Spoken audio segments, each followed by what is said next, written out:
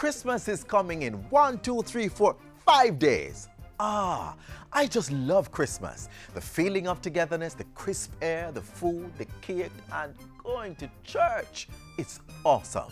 Today we focus on an important aspect of Christmas, that's spreading good cheer and joy. One of the best ways is through caroling.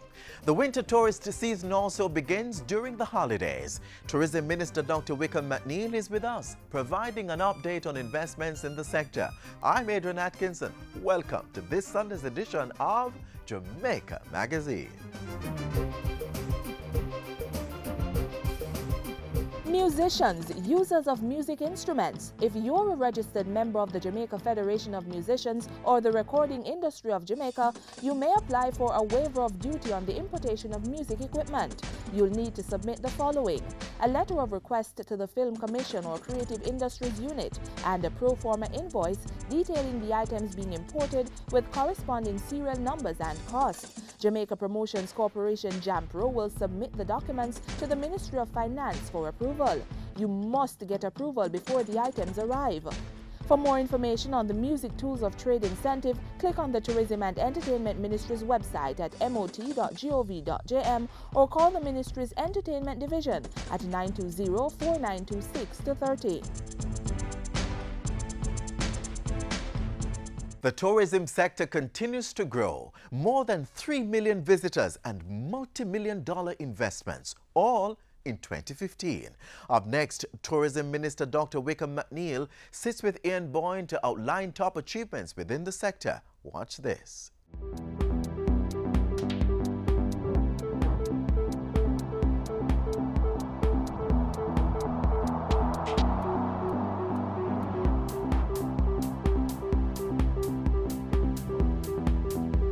Thanks for joining us for Issues and Answers. I'm Ian Boyne. Today we talk tourism. We are in the winter tourist season, and it is really setting to be a bumper one.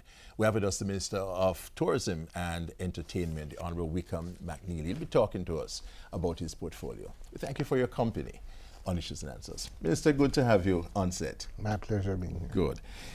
This season is going to be a good one. All indicators are that we're going to have a good season. Yes. Forward bookings are up. The partners in the industry are very confident. We've seen some positive growth in the US and UK. Canada has been a little softer than usual, but of course the Canadian dollar is a little weak, and it has been a surprisingly warm winter so far, both the US and Canada. Nonetheless, we're very optimistic about it. We've gotten increased airlift. We have about 60,000 new additional seats coming on stream, of which 50,000 of that are out of the US market, which is our main market. So we're pleased with that. And so the winter is shaping up to be a good winter. We expect to get more arrivals than we did last year. Also, we have some new product that was not in the market last year. Places like Moon Palace were out, coming on stream. Next month we should see Melia. The Melia Braco will be opening first week of January. The Rio in Negril has undergone a total refurbishing. A lot of work has been done at beaches in Negril. So we have a lot of new product and refurbished product coming on stream, which will also help. So it's shaping up to be a good winter. And we have had investments of what, to the tune of about 500 million US dollars. Yeah, and a lot of that has been in refurbishing. And so we would all have seen the work that has been done places like Sensatorium Negril or Hyatt, which was formerly the Ritz-Carlton, or Royalton in Trelawney. So a lot of that, the first stage was refurbishing. But what we're seeing now is the next phase, which is new rooms coming on stream. And right now as we speak, there are There are over 2,500 new rooms that are either starting or under construction in the industry right now. And this is unprecedented. At no stage, even in the 2000s when we had the Spanish hotels being built, did we have this amount of new rooms. This is unprecedented. Unprecedented. So, you know, if you look at places like Bahia Principe, you know, 450 rooms, which is almost up. You know, interestingly, the Pablo Pinero was here earlier this year. You know, he asked me to come and meet with him, and he said, you know, Minister, you know, look at the sun, and look at the sea. You know, my rates are up, the occupancies are up. I've told them 450 rooms, we build it by Christmas. You know, I laughed. I said, you know, that's very optimistic. I mean, every time I drive past, it's amazing. And they're almost ready. I understand they're going to open soon. You look at Royalton, another 200 rooms. Secrets is building a new hotel called Breathless. Decameron is adding rooms. Rio is building a new hotel in Montego Bay, 450 rooms, plus a 50-room expansion of the Rio Palace. In Negril, you have both Sensatori building the new 150 all-suite in Negril, and the Grand Lido Royalton has started construction. I think it's about 600 rooms. So it's a huge expansion, and those rooms will come on stream, some of them next winter season, and certainly going into 2017. It's going to be a very positive year. You add to that all the other things that are on the horizon, Charisma, Ocean 10, China Harbor. The future, medium and long term, for Jamaica's tourism is in a good place. So we're very pleased about that element. And what has been driving this boom, Minister? What has the government been doing right? Why is Jamaica so attractive as a tourism location of investment? There are a number of things. The first thing that I put on the table is the fact that in terms of the marketing, right now Jamaica is hot. There's tremendous demand for Jamaica. So the rooms we have are full.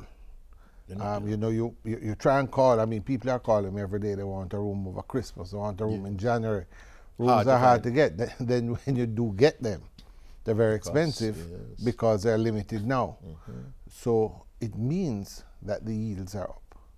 And once the yields are up, it's a good investment opportunity. So that's number one. Number two, we've just gone through some tax reform. We've moved from the Hotels Incentives Act to Omnibus, a Fiscal Incentives Act, which has changed the system. And one of the things it's done is made it a lot easier. You no longer apply to the minister who has to sign. Discretionary power. Yes, and the Hotels Incentives, and he signs. Now you have certain specifications, certain things that you have to pass and get your license, etc. And once that happens, the incentive stripped in. So that hasn't made the omnibus legislation, hasn't made things more difficult. No, it's for made the it industry. easier. Made it easier. Made it easier. There are some limited, it has its positives and negatives, depending on where you look at it from. But certainly that has been an element in what we see going forward. Thirdly, I think people look at the economy of Jamaica. They look at what has happened over the last 3 or 4 years, and they're seeing an economy where we've made some real changes. The economic reform program. Our fiscal, exactly. The you know, interest rates are down, inflation is down. Let's take a break at this point, Minister. Minister of Tourism and Entertainment, Honorable Wickham McNeil, are talking to us about the significant expansion in the tourism industry, as well as this buoyant, as it is expected to be, winter tourist season. We take a break, but we'll be right back.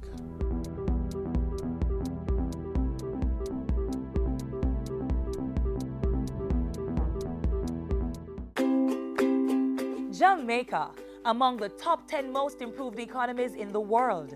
That's right, our island's business environment has advanced to the extent that the World Bank has noticed. The multilateral agency has named Jamaica one of the most improved economies globally in which to do business in its newly released Doing Business Report 2016. This ranking is attributed to Jamaica's implementation of 4 major reforms over the past year. Investors have noticed too and are coming on board. So let's continue to work together to make Jamaica the place of choice to do business.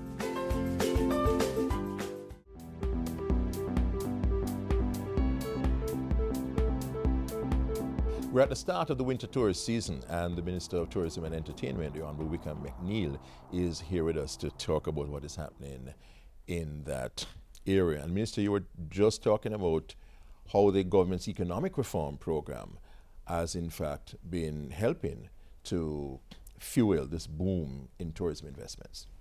So as I said, the indicators are right. So from an investment point of view, they're looking at a country where they feel the future is good. Yes. So you have the right indicators within the tourism industry. Yes. The demand is there. And so what is happening is that we have a lot of persons who are now coming and looking to invest in Jamaica. And one of the things that I have, quite frankly, grappled with, and just 2 weeks ago I spoke at an investment forum. One of the things that I feel strongly about is that we're at a point now where there's tremendous opportunity in tourism, whether it is in the accommodation sector, whether it's in the attraction sector, the indirect areas, whether it's in the linkages, producing for the sector, manufacturing, agriculture, tremendous opportunities. Just the other day there was an article in the paper about some Austrians from the Chamber of Commerce who came and were at Round Hill looking at investment in Jamaica, not direct, they were looking at the linkages. All of these opportunities are coming on stream and others are seeing them.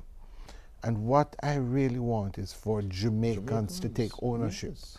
Now, we do have persons who have taken tremendous ownership. Yes. Sajikor Sandals, the Hendrickson family, the Issa family. Yes. You look at attractions, the Melvilles, you look at... So what... the start is there. Also, Minister, for smaller entrepreneurs, medium-sized entrepreneurs. Well, and that's where you look for those opportunities.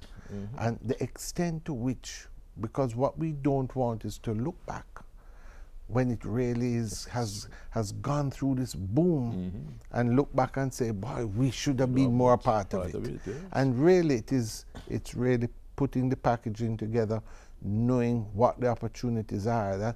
That's part of my job. That's why we've started the Linkages Hub. It's to see how we can get these opportunities to Jamaicans, because we want Jamaicans to take ownership of this sector.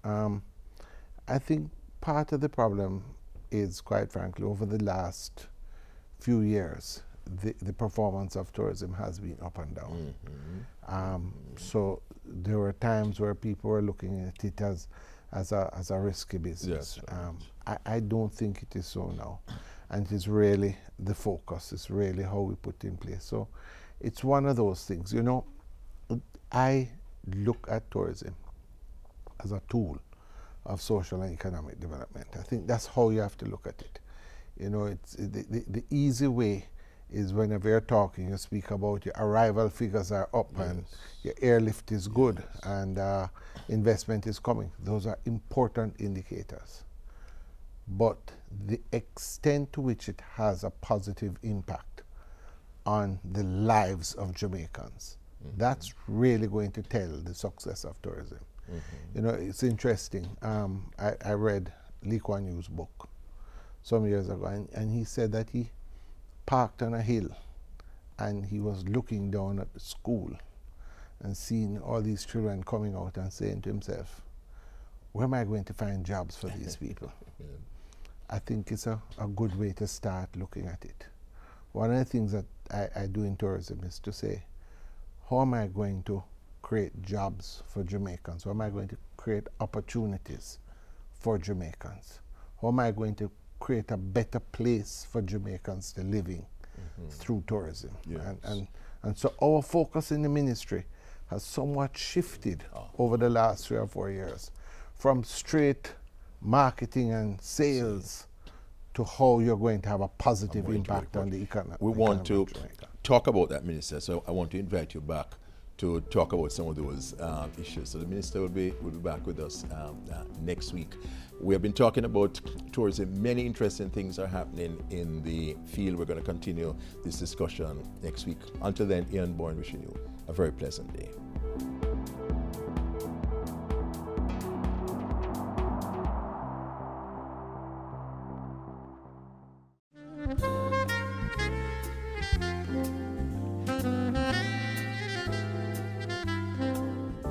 Christmas is a time for family, friends, and togetherness. But there are some among us who may be feeling lonely and neglected. One sure way to cheer up everyone during the season is to sing a carol for them. Next, let's go caroling.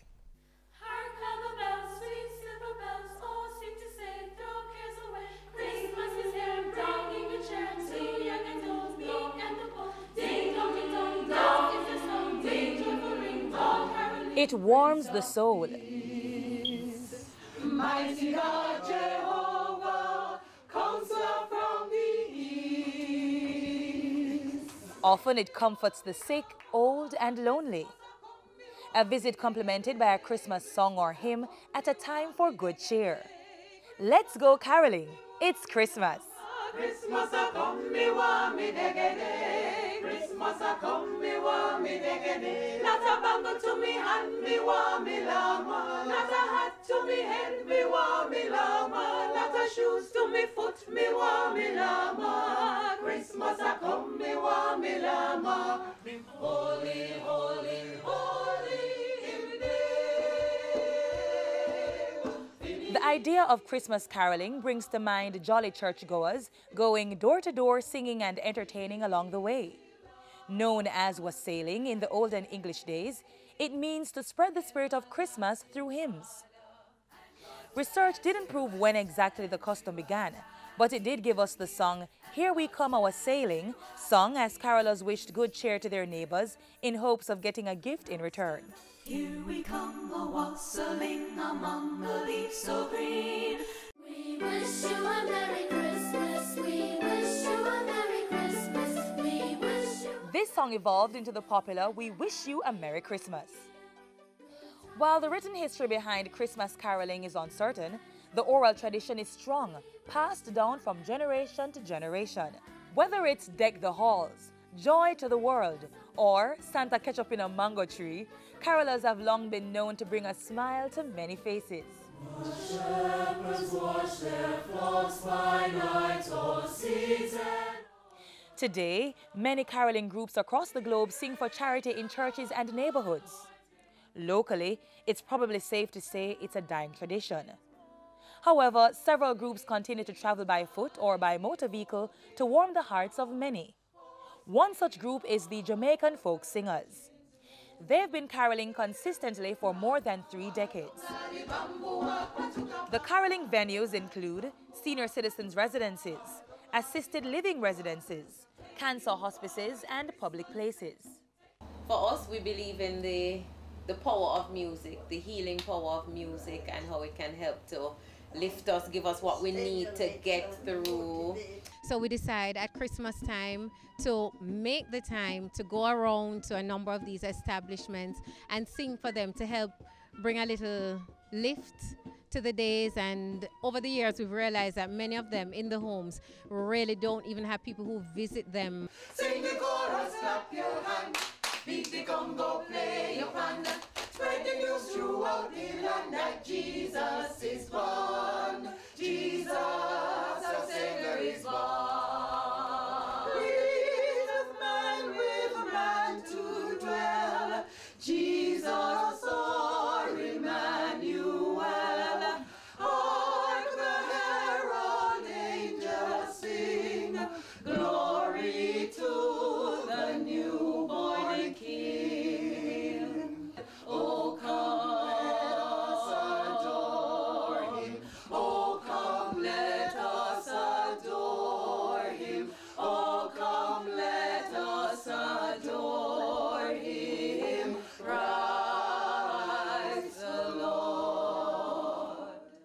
have the financial challenges because we do this over a period of about 3 weeks. So we on weekends and sometimes during the week we're out caroling. But for us as members of the Jamaican Folk Singers, we recognize the importance of it. So we make the sacrifice willingly to do this because it's part of what we feel is fulfillment of our purpose here. What registers with us each time, you go to some of the homes and you see some of the residents at the homes who seem like they're in a totally different world. And when you start to sing, and particularly when we start to sing the traditional carols that they might have been accustomed to when they were going to church, growing up as children and young adults, and you see either the tears or the smiles that come from that, it makes it worth it. And here on our Carib Island, our Christmas sunbeams shine for the baby of Christmas. Shine, sunbeams, shine.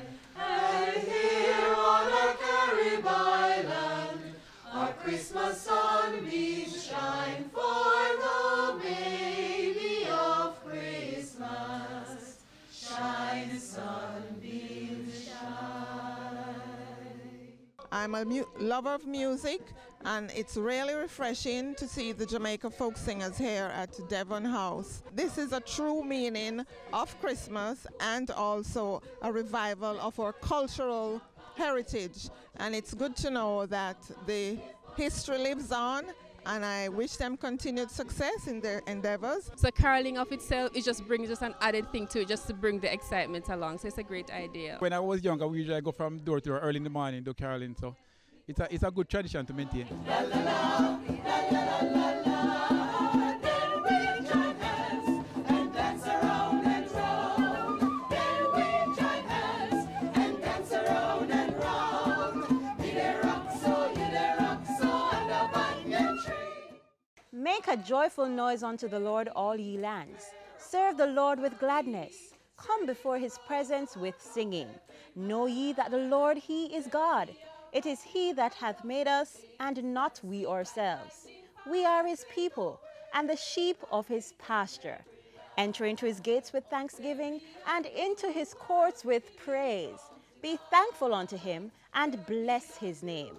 For the Lord is good, his mercy is everlasting, and his truth endureth to all generations. New world beginning from tonight. Yay, yippee, we're gonna ride the trail. Yay, yippee, we're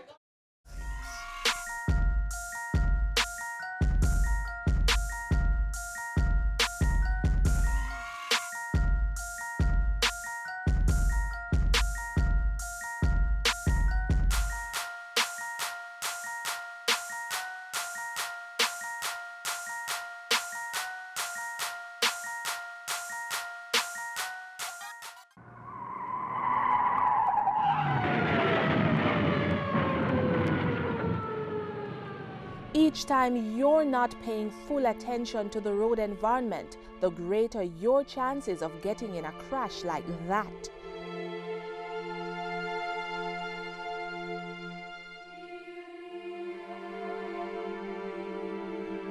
Plan routes to avoid focusing on GPS systems, prevent children from roaming in motor vehicles, turn down the volume of car stereo systems, pull off the roadway if you have to use mobile devices, do not read, watch television or eat while driving, avoid multitasking, and keep conversations with other passengers to a minimum. Whether you walk, ride or drive, avoid potentially fatal distractions. A Jamaican Christmas dinner table isn't complete without sorrel. Watch this.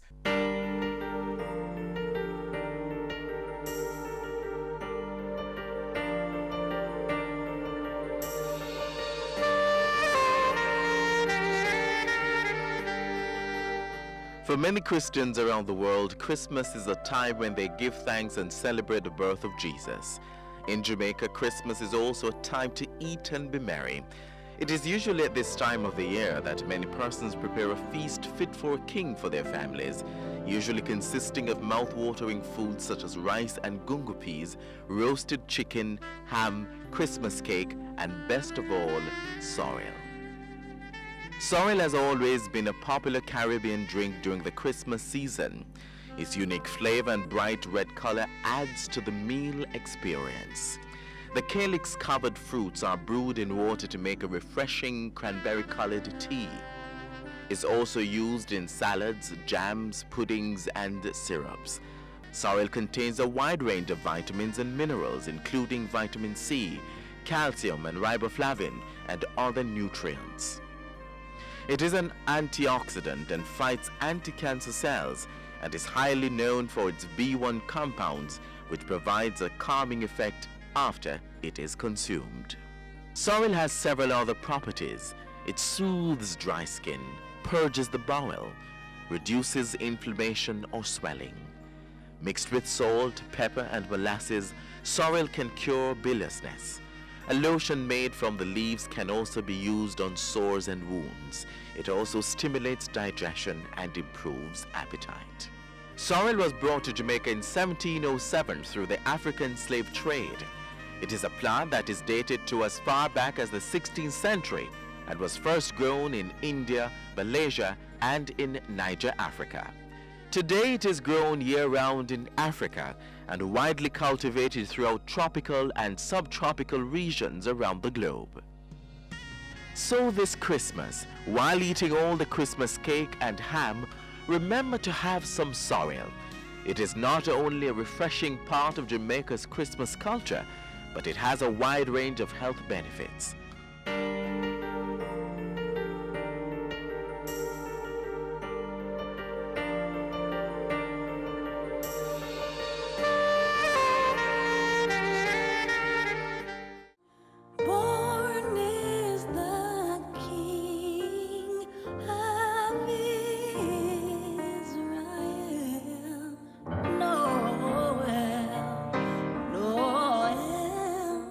As you carry out your Christmas plans, remember this: he who has not Christmas in his heart will never find it under a tree. Words of Roy L. Smith. For more information on the winter tourist season, click on our webpage, jis.gov.jm. We're also on YouTube, Twitter, and Facebook, so log on and stay in the know. I'm Adrian Atkinson. Pleasant viewing. It's Christmas time, let's catch the vibe. Just come on, girl. I'm rocking you Jamaican style. This has been a production of the Jamaica Information Service, the voice of Jamaica. Just you and me, come on, it's a fantasy.